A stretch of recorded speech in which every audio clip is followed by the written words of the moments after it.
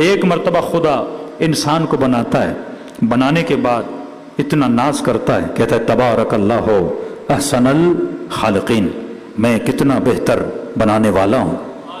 اور پھر سورہ جمعہ میں اسی انسان کی توہین بھی کرتا ہے، کہتا ہے بعض لوگوں کی مثال گدھے جیسی ہے۔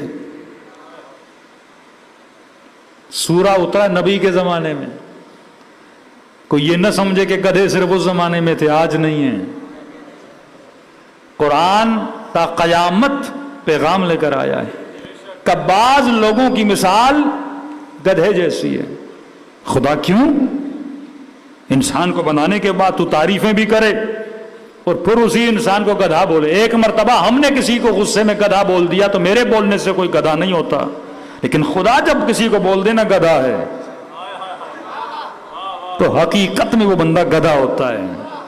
کلام انسانوں کے ساتھ ہو رہا ہے کمثل الحمار، بعض لوگوں کی مثل کس کی طرح ہے؟ گدھے کی طرح ہے۔ کیوں؟ یحمل اسفارا، گدھا اس لیے گدھا ہے کیونکہ کتابیں اٹھاتا ہے لیکن اس سے فائدہ نہیں لیتا۔